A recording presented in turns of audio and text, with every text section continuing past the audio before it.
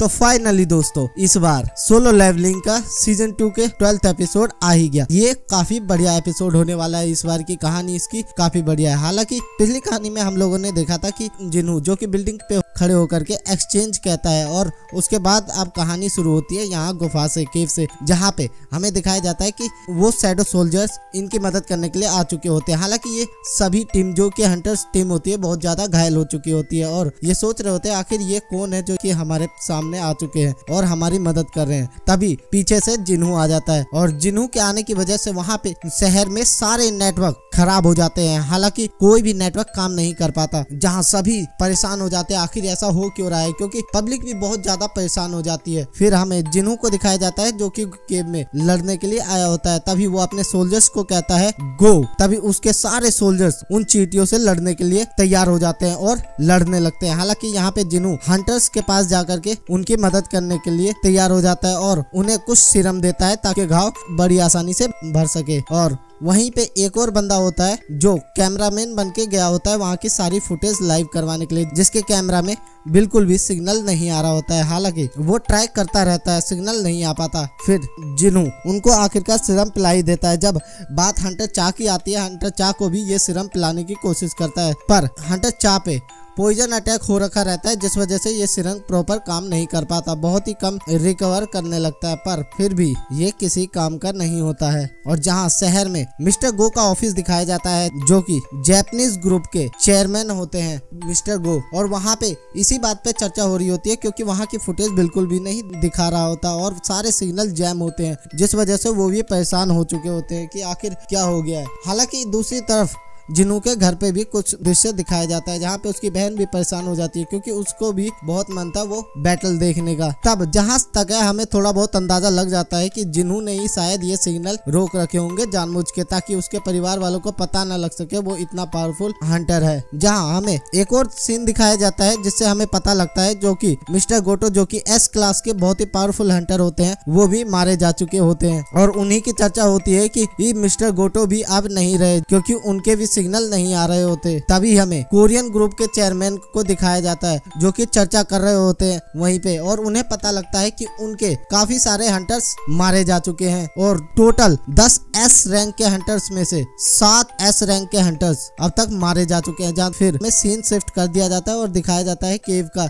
जहाँ पे जिन्हू कहता है हम सभी को जल्द से जल्द यहाँ से निकलना होगा वरना बहुत ज्यादा दिक्कत हो जाए। हालांकि ये शैडो सोल्जर्स मदद बड़ी आसानी से कर देंगे, ये सारा हमारे लिए रास्ता साफ कर देंगे और तुम इसके पीछे पीछे निकल जाना। हालांकि जाना चाहता था क्योंकि उन्हें यहाँ के किंग को मारना होता है। तभी उसे स्ट्रॉन्ग प्रेजेंस महसूस होती है जिन्हू को, और तब हमें दिखाया जाता है एंट किंग को, जिसको देख करके उसकी सारी चींटियां एक तरफ हो जाती है। हालांकि एंट किंग का ऑरा बहुत ही ज्यादा पावरफुल होता है और वो जब उसके पास आता है तो वहाँ पे ये सारे घबरा जाते हैं, जितने भी हंटर्स होते हैं बोलते हैं अब लगता है मुश्किल है यहाँ से जाना, क्योंकि उन लोगों को लगता है कि अब ये एंट किंग अब किसी को नहीं छोड़ेगा। तभी जिन्हू आगे बढ़ता है और उसका सामना करने के लिए। हालांकि जिन्हू का ऑरा भी बहुत ही ज्यादा पावरफुल होता है और इन लोगों को काफी ज्यादा चकित कर देता है क्योंकि ऐसी प्रेजेंस आज तक किसी दूसरे एस क्लास के हंटर्स में इन लोगों ने नहीं देखी होती है। हालांकि एंट किंग कहता है शायद तुम ही हो यहाँ के किंग। तब जिन्हू कहता है कि आखिर तुम एक इंसेक्ट होकर हमसे बात कर पा रहे हो, बहुत ताज्जुब की बात है। एंट किंग भी बहुत चौंक जाता है क्योंकि एक ह्यूमन होकर भी वो उसके सामने इतना डट कर खड़ा होता है। और तभी इन लोगों के सिग्नल आ जाते हैं। जहाँ दूसरी तरफ न्यूज एंकर टीम कहती है इसे जल्दी से लाइव करो। तब दूसरा बंदा कहता है कि नहीं, अगर हमने इसे लाइव किया तो बाद की सिचुएशन हम संभाल नहीं पाएंगे, जो भी कुछ होगा तो वो कहते हैं उसको बाद में देखा जाएगा, पर अभी लाइव करो जल्दी से। और जहाँ सभी लोगों को पता लग जाता है जिन्हू संग उस केव में पहुंच चुका है, यहाँ तक कि उसकी बहन तक को पता लग जाता है जिन्हू संग की कि जिन्हू उस केव में है और वो सबसे ताकतवर है। वो कहती है कि वो तो कहकर गया था कि मैं बस कुछ मिनट में आ रहा हूँ, और वो वहाँ पहुंच गया। तब हमें फिर केव का सीन दिखाया जाता है जहाँ एंट किंग जिन्हू के ऊपर एक बहुत ही तगड़ा सा वार करता है। हालांकि सभी को लगता है अब जिन्हू संग नहीं रह पाए, पर हमें रिवील होता है कि वो अभी तक काफी सही सलामत है। हालांकि वो कहता है इससे तो कोई फर्क नहीं पड़ा। अब वो अपना वार करता है और बहुत पावरफुल एंट किंग पे वार करता है, जिस वजह से एंट किंग बहुत ज्यादा दूर जाके गिरता है और जहाँ बाकी हंटर भी चौंक जाते हैं आखिर जिन्हू संग इतने ज्यादा पावरफुल कैसे हो गए। हालांकि उसकी पूरी टीम एक तरफ को थी और इन दोनों की बैटल हैंड टू हैंड चल रही थी, पर उसके मारने के बाद भी ये काफी जल्दी हील कर लेता है और वो जिन्हू के पास आकर के फिर बैटल करने लगता है। हैंड टू हैंड बैटल में ये दोनों एक दूसरे के ऊपर एक दूसरे पे वार कर रहे होते हैं। हालांकि ये सारा कैप्चर हो रहा होता है उस कैमरे में जो कि लाइव चल रहा होता है और इस लड़ाई में कहीं ना कहीं तो जिन्हू संगी बहुत ही ज्यादा पावरफुल नजर आ रहे होते हैं और उसका ऑरा बहुत ही ज्यादा होता है। तब एंड किंग कहता है कौन सा आदमी है जो मुझसे ज्यादा ताकतवर है। तभी जिन्हू उसके मुंह पे बहुत जोरदार वार करता है और उसी समय एंड किंग अपने मुंह से एक टेंटिकल निकाल करके उसके ऊपर वार करता है जो कि पॉइजन वाला होता है और ये पॉइजन बहुत ही ज्यादा खतरनाक होता है। वो काफी अच्छे से रिवील करता है। हालांकि उसको पता नहीं होता कि उसका पॉइजन एंटीडोट भी पड़ा होता है जो कि काफी अच्छे से हील कर लेता है अपने आप को। उसे लगता है कि जिन्हू अब नहीं बचेगा और बाकी सबको भी ऐसा ही कुछ लगता है कि जिन्हू अब नहीं बचेगा क्योंकि उसके ऊपर पॉइजन टेंटिकल से अटैक हुआ था। और दूसरी तरफ हमें कोरियन टीम के चेयरमैन को दिखाया जाता है जो कि वहाँ पे पता कर रहे होते हैं आखिर उसके कितने हंटर बचे हुए हैं क्योंकि काफी सारे हंटर उसके मारे जा चुके होते हैं जो कि एंड किंग ने मारा होता है। और वो कहता है कि आखिर जो भी बचे हुए हैं उन सभी को बुला लो, मैं नहीं चाहता कि हमारी टीम और भी कमजोर हो जाए। हालांकि वहाँ से काफी ज्यादा स्ट्रॉन्ग रेजिस्टेंस आ रही थी जिस वजह से वहाँ की टीम जो कि ब्रावो टीम होती है वो कहती है कि हमें यहाँ से निकलना होगा। तब एक बंदा कहता है जो कि अल्फा टीम से होता है, वो कहता है कि हम यहाँ से नहीं निकल पाएंगे, हम कोशिश भी करेंगे तो भी वो एंड किंग हमें मार देगा,